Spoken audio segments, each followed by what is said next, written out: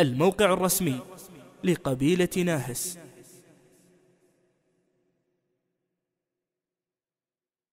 هذه القصيدة أقدمها للأخ العزيز عبد الرحمن بن سفر الناهسي الشهراني، مفعوله غانمة وعلمه طايل،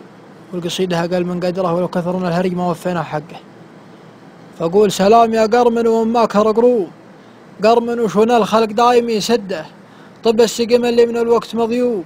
وعيد الدريك اللي يحفظه تلده، اللي على جودات له باع ووسوم، ومن حيث ما طرف عن الوقت صده، مجرب الوافين ما هو بمليوم، وصوته عليهم بالمدايح يرده، ملزوم في مدحه وانا فيه ملزوم، وانا المثل حد سيف وعده، شروى عزيز الصيب ومعرب القوم، وابو سفر حر يجمل مهده، من لابت تروي شبا كل ملحوم، لغطرف ان البيض ركبه لشده، اهل المغازي لاعتلوا كل ملجوم، عزي المناهس نوتبه ضده، يا ابو سفر والطيب لامثالك يشوم، مثل الطموح القادر المستوده، همر هي الفزعات لاقاه مهموم، يفلس على الضيفان رزقه وكده، له في مقر العز رايات ورسوم، الطيب حازه بين خاله وجده، وانا ولو كثرت من هرج ومضوم، ماني بلا حقود من طاب مده، انا اشهد انه بالنواميس يدوم، وانا اشهد انه ما حد له ينده، غنى العريني في عيدي من وزيزوم، طيبه ملكني يقعني لها رده. سلامتكم.